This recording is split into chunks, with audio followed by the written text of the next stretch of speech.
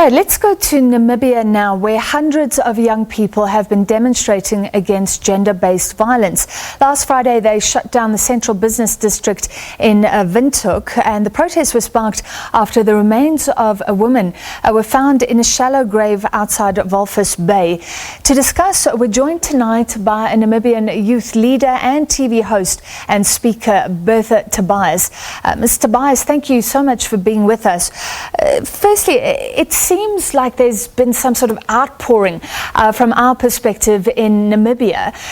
Did something spark when this woman's body was found, or have there been simmering tensions? Just give us a sense of what it's like in Namibia, especially to be a young woman in Namibia. Right, definitely. Thank you so much. So being a young woman in Namibia is currently a very terrifying prospect, and it is more terrifying than it should be, really.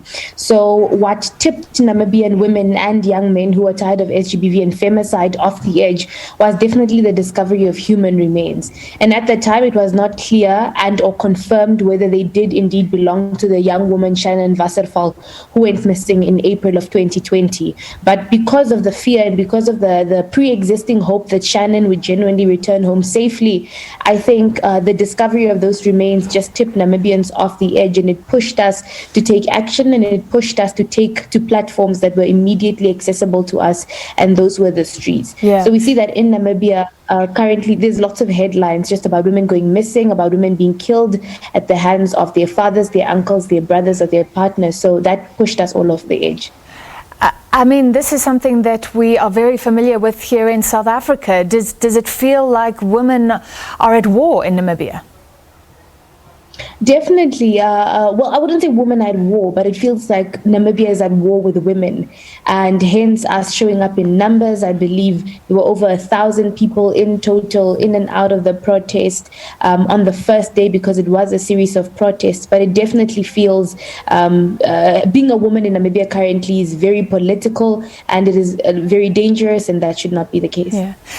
And these protests have been really marked by young people coming out. Are young men also coming out and standing with women? Definitely. A lot of young men are coming out, and I must say, surprisingly but very warmly, it's very satisfying to see. There's a lot of young men who are standing with Namibian women, and I think that just goes to show generally how widespread it is. It goes to show that young people genuinely do care, and that we genuinely do want a better Namibia for ourselves. And more importantly, that young people are starting to truly revolutionize and redefine what constitutes authentic representation and authentic power. And we do that by holding governance structures accountable to keeping Namibian women safe, among other things. Yeah.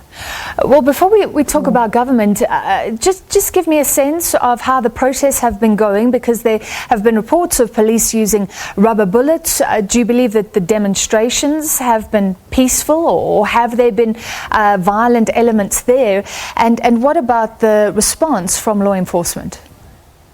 Right. So, for context, we've in total we've had about 4 protests. The first one was on Thursday, and it was organized within a matter of hours, but we had a huge turn up. And there was no police clearance, but there was definitely collaboration on day one between protesters and law enforcement. So that went well. What didn't go well, and I believe what is attracting international attention now, is the protest that took place on Saturday, where it became violent, and obviously not necessarily from the protesters, but at some point there were rubber bullets and there were tear gases, and there was some beating of some protesters. About 25 young people were detained. All the charges were dropped, and we stood with them in solidarity. The court proceedings were supposed to happen on Monday, but the prosecutor general refused to prosecute. So we call them the Zoo Park 25, but that was a response from law enforcement. enforcement on the Saturday is there was a hostility, and there were definitely lapses and regrettable interactions between law enforcement and protesters. Today we had our last demonstration, and it was the last because we've had a satisfactory response from government today, and it was at the University of Namibia. And there, I think because we deeply regret what happened as a country over the weekend, there was no police brutality exhibited towards protesters today. It was peaceful as it was on day 1 and 2. All right, good to hear. Two quick outstanding issues. Shannon Wasserval, I mean, has that issue been cleared up, that it is her body? And there were two hashtags as part of this whole hashtag shut it all down, and young people did that last week. And also say her name, so important to recognize the victims. What do you know about this woman? So what we do know about Shannon Wasserval is that it's still yet to be confirmed whether it was her body. I believe right now DNA tests have been done and we are awaiting results. But we do suspect and speculate that the human remains that were found do belong to Shannon Wasserval, but that's yet to be confirmed.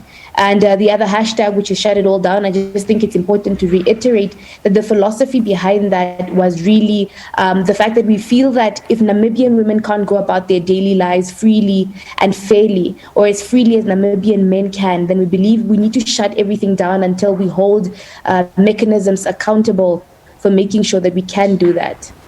All right, we really appreciate your time today. So those demonstrations continue against gender-based violence, but she says peaceful today. Namibian youth leader, TV host and speaker Bertha Tobias.